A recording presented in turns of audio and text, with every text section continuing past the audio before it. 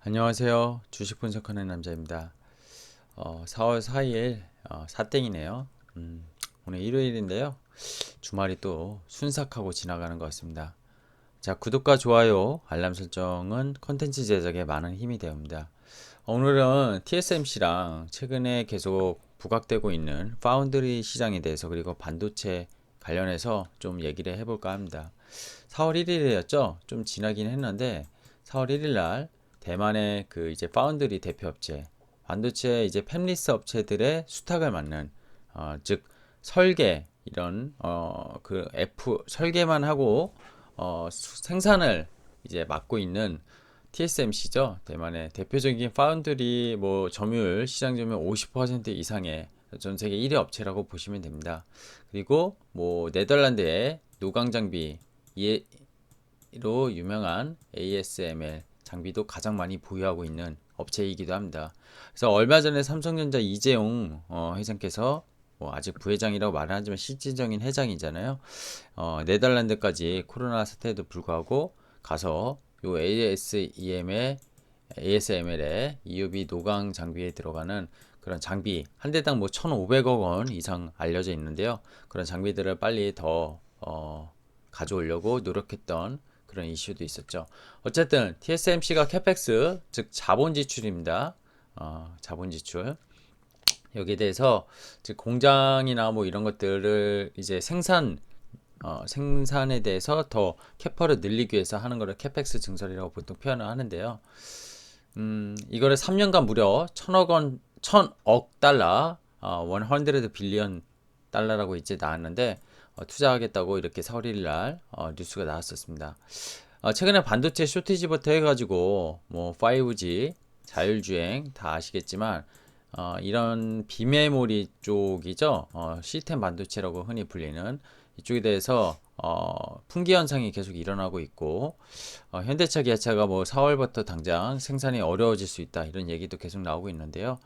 자, 삼성전자가 이렇게 TSMC가 계속 치고 가는데 2019년에 이재용 부회장이 그 이제 앞으로 향후 10년간 2030년까지 133조 원을 투자해 가지고 파운드리 1위를 차지하겠다 이런 얘기도 했었는데 지금 보면 133조를 10년 동안 투자하는 거랑 3년간 또 거의 100조 원 이상을 투자하는 이 TSMC를 지금도 격차가 많이 벌어져 있는데 과연 따라갈 수 있을까? 이런 것들을 좀 점검해 보고요. K반도체라고 표현했어요. 한국의 반도체, 이게 지금 시계 재료로 가고 있다. 이런 표현을 썼는데 사실 위험한 것 같아요. 옛날에 그 기억나실지 모르겠지만 조선업종, 뭐 해운업종, 지금이야 뭐 경기 회복 때문에 H&M이나 뭐 이런 페노션 이런 기업들이 실적을 타고 올라가고 있지만 사실 월봉으로 보면은 과거에 중국이 대규모 자본 지출하면서 결국엔 일본이 한국이 중국 이런 시장으로 넘어간 게 그쪽에 중후장대 업종이었기 때문에 지금의 경기 회복에 대한 사이클이 조금은 일부 업종에 대해서 일부 종목에 대해서 타고 있지만 여전히 중국 쪽이 캐펙스에 대한 워낙 방대한 지출을 통해서 이제는 한국이 따라갈 수 없는 그런 산업.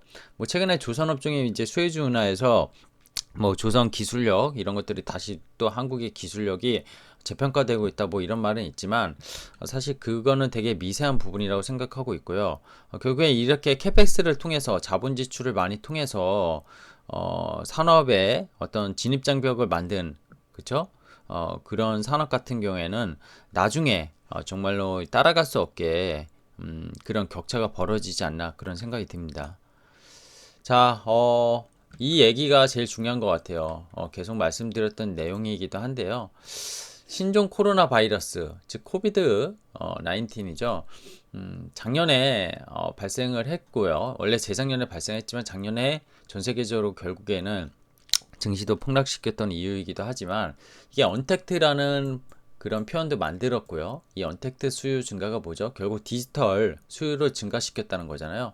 고성능 컴퓨팅, 뭐 스마트폰, 이거는 고성능 컴퓨팅에 최근에 비트코인도 한몫하는 것 같아요. 채굴하기 위해서는 정말 대량 정말 엄청난 그런 사양의 스펙의 컴퓨터가 필요하다고 하는데 스마트폰도 점점 뭐 최근에는 폴더 부분도 나왔지만 점점 뭐 미세화되고 안에 반도체 칩이 그리고 고용량에 그리고 더 빠르게 이런 것들을 계속 요구하지 않습니까? 게임 콘솔 뭐 플레이스테이션 5가 나왔고요. 닌텐도 스위치 나오면서 이 언택트 수요에 맞춰서 그쵸? 엄청나게 또 시장이 작년에 성장을 했습니다.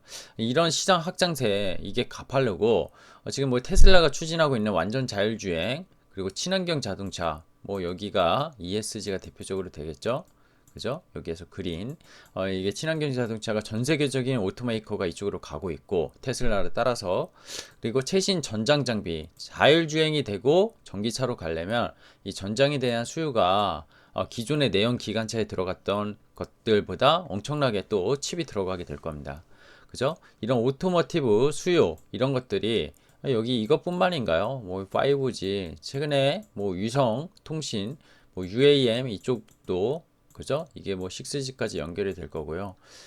그리고 뭐 AI 인공지능 이런 것들 이런 것까지 가세하면 반도체 수요가 급증할 수밖에 없습니다. 그러다 보니까 이런 것들에 대해서 설계를 하는 회사들이 대표적으로 뭐 퀄컴 같은 데가 설계만 하는데 이 설계만 하는 데를 팹리스라고 해요. 팹리스. 공장이 없어서 설계만 하고 공장이 있는 즉 TSMC 뭐 아니면 삼성전자 이런 쪽으로 넘기는 게 그래서 얘네가 생산을 하는 게 파운드리입니다. 파운드리. 혹시 모르시는 분들을 위해서 이 개념 정리 다시 한번 해봤고요. 이런 것들이 수요가 엄청난데 이런 것들을 추진하는 기업들이 전부 다 캐펙스 그러니까 자본을 지출해가지고 공장을 갖고 있는 회사들이 그렇게 많지 않다는 거예요. 그 자본을 지출해서 이익을 뽑아내야 되는데 기존의 진짜 대형 기업이 아니고선 쉽지 않은 거죠. 그리고 후발주자로서 지금 이렇게 독과점을 약간 차지하고 있는 그런 파운드리 시장에서 후발주자가 나서기에는 너무 자본 지출이 크고 리스크도 크다는 겁니다. TSM 이거 지금 파운드리 웨이퍼 캐파거든요. 반도체를 만들기 위해서 웨이퍼 이렇게 원형 제가 반도체 EUV 관련해서 올린 영상에 좀 8대 공정을 올린 게 있는데 참조하셔서 보시면 될 것 같고요. 어쨌든 TSMC가 지금 삼성전자 대비 캐파가 어마하게 높죠. 이게 캐파고 MS로만 치면은 TSMC가 지금 50%가 넘는 걸로 알려져 있습니다. 삼성전자가 많이 따라간 게 10%대 후반 이렇게 알고 있고 뭐 대만의 UMC 그리고 중국의 스믹 그죠? 국내에서 삼성 SK 하이닉스는 파운드리가 거의 전무하다고 보시면 돼요. 조금 하고 있는데 어쨌든 이쪽으로 나갈 생각보단 지금 디램과 낸드 이 원래 기존의 메모리 쪽 비메모리가 아닌 메모리 쪽 뭐 서버나 뭐 하드 이런 쪽으로 특화되어 있는 더 집중되어 있는 기업이라고 보시면 됩니다. 자 그리고 낸드랑 디램 시장 점유율을 좀 가져와 봤는데 이건 왜 가져왔냐면 최근에 키옥시아 이슈가 있었죠. 그쵸? 마이크론과 뭐 웨스턴 디지털에서 얘를 뭐 인수하니 많이 했었는데 결국에는 IPO로 기업 공개로 가면서 자금 조달에 대한 이슈. 키옥시가 옛날에 도시바에서 사업 부분만 낸드 사업 부분만 떼어낸 거고요.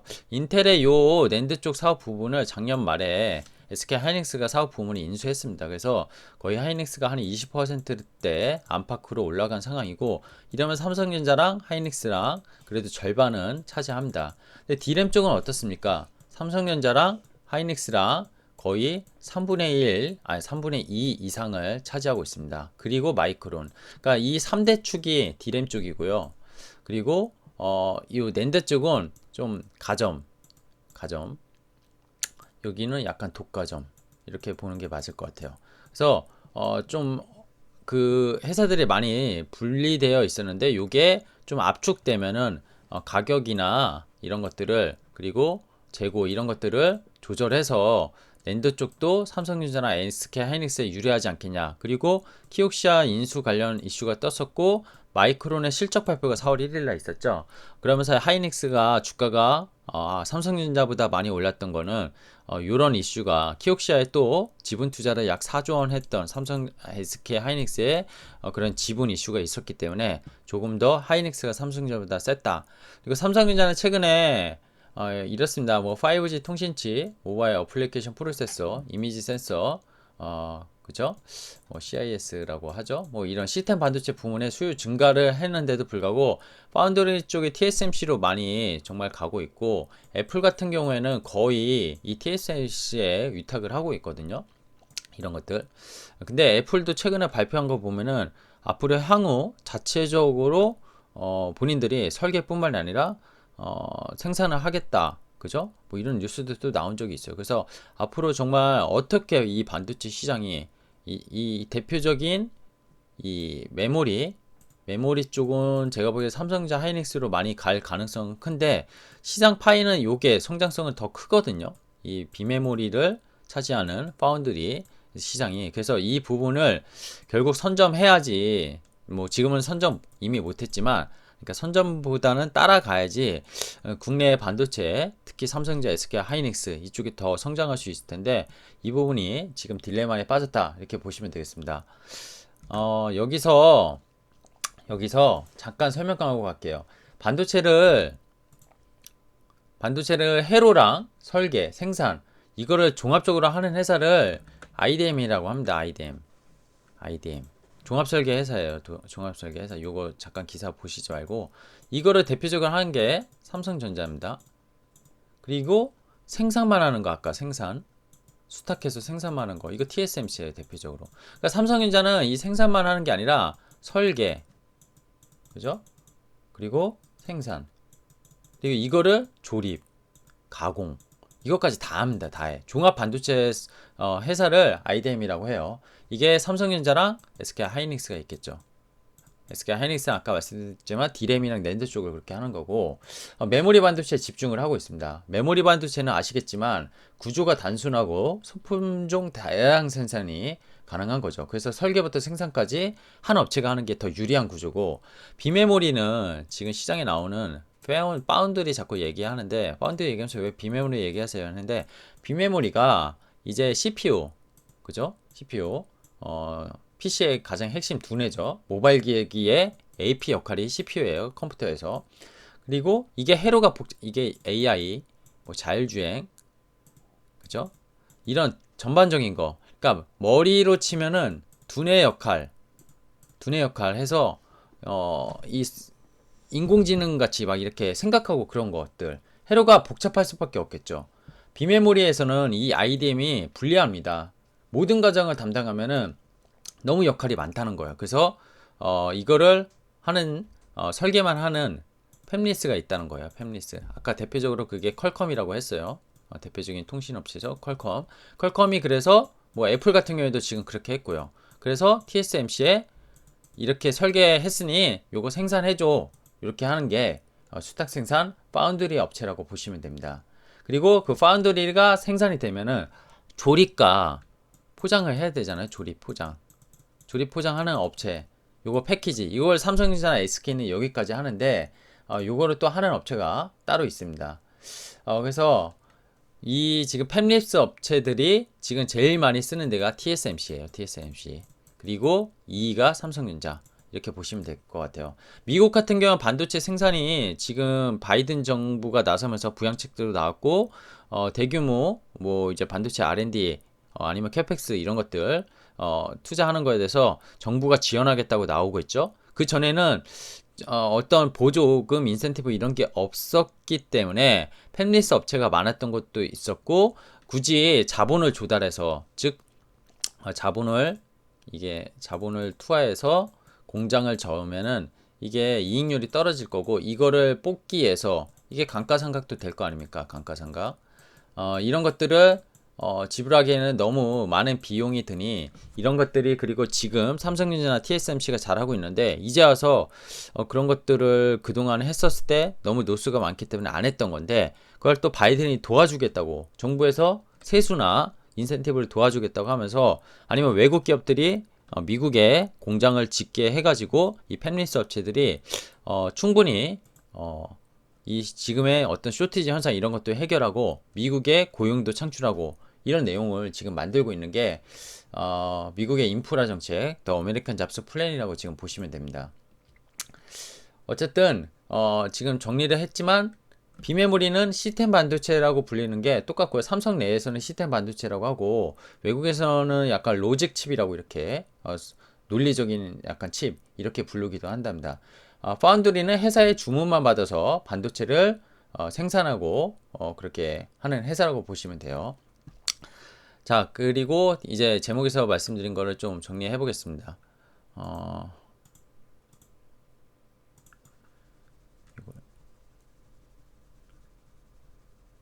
좀 지우고요.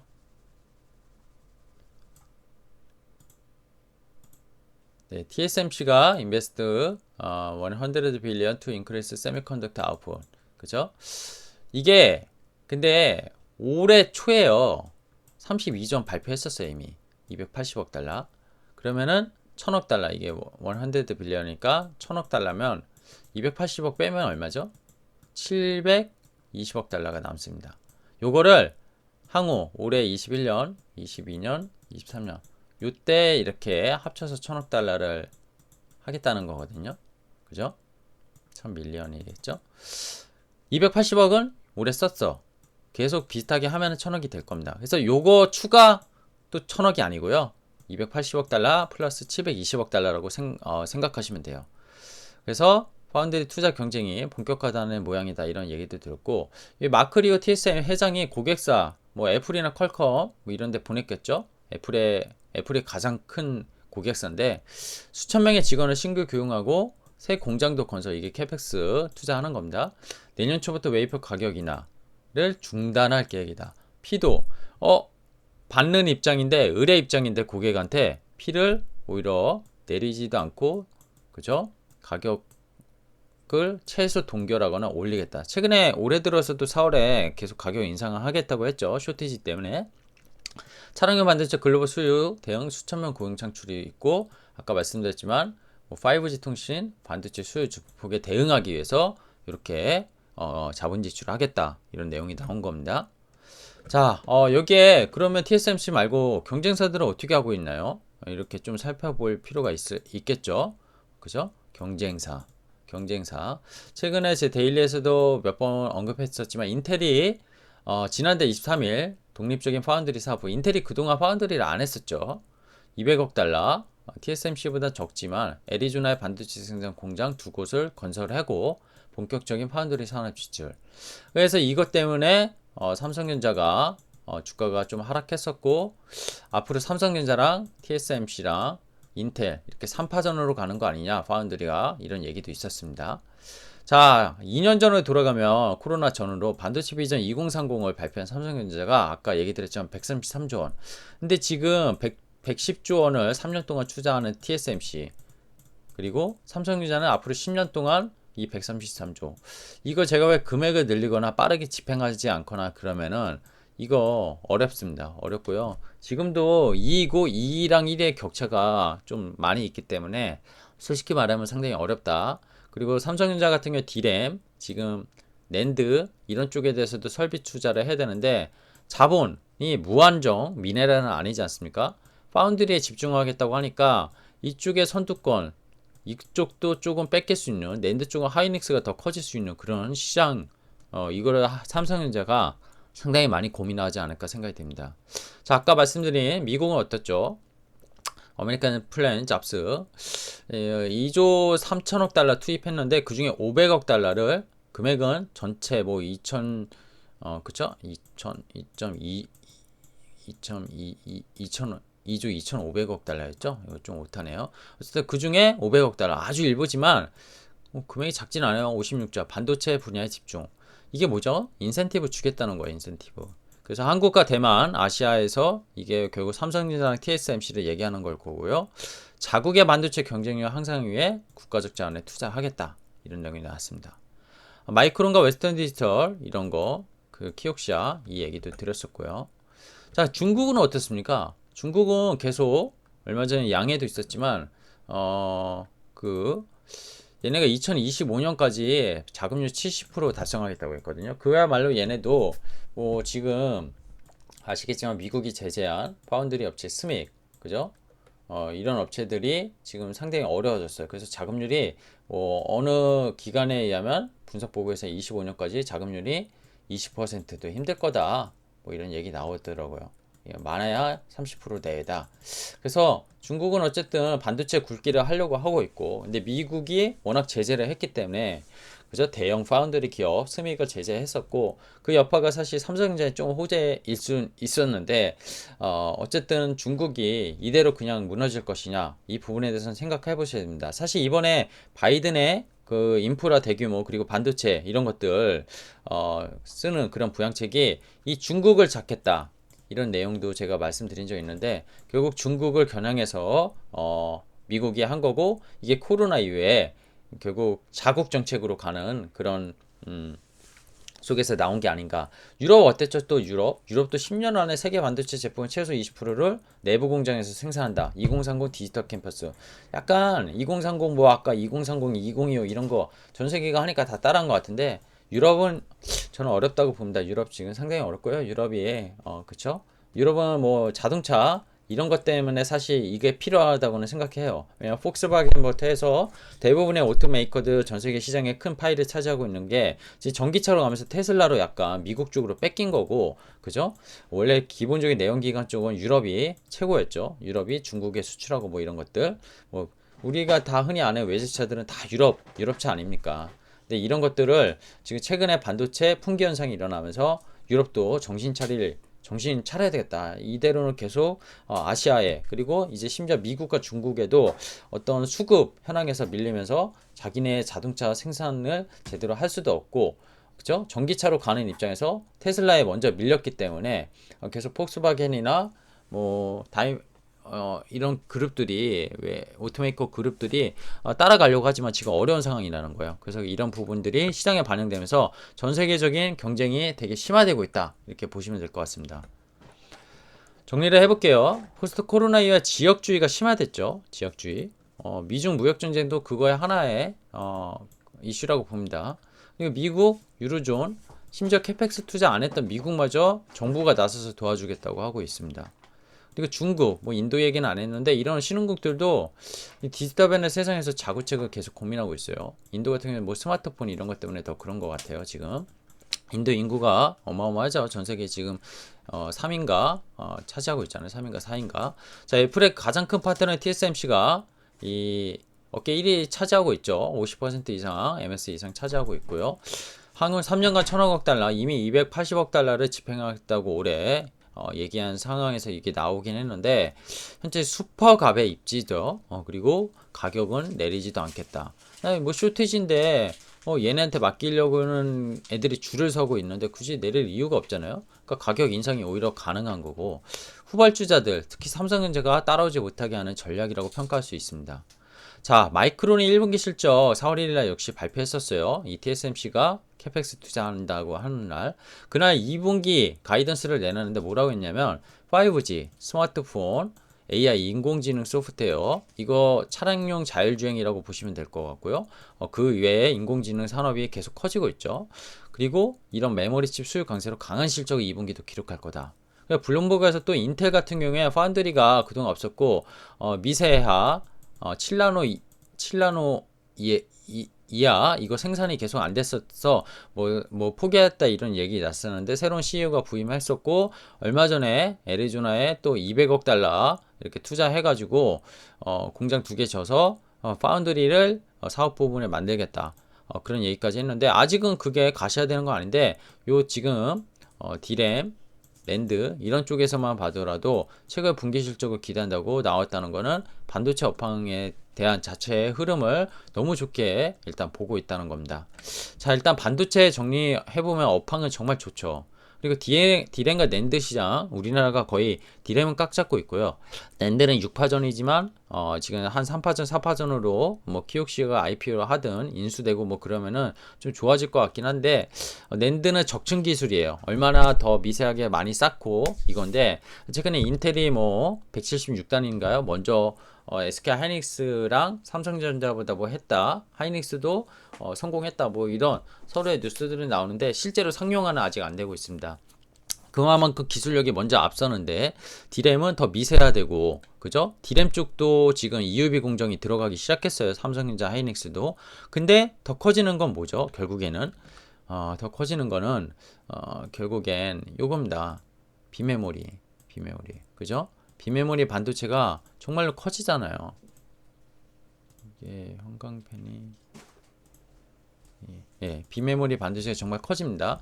이게 결국 시스템 반도체 로직 칩이라고 말씀드렸는데 애플, 퀄컴, 뭐 애플도 자체적으로 이제 맥에 들어가는 맥북이나 여기에 들어가는 것도 자체적으로 뭐 해결하겠다 이런 얘기까지 나오고 있는데 이 팹리스에 따른 파운드리 시장이 커질 것은 분명하고요.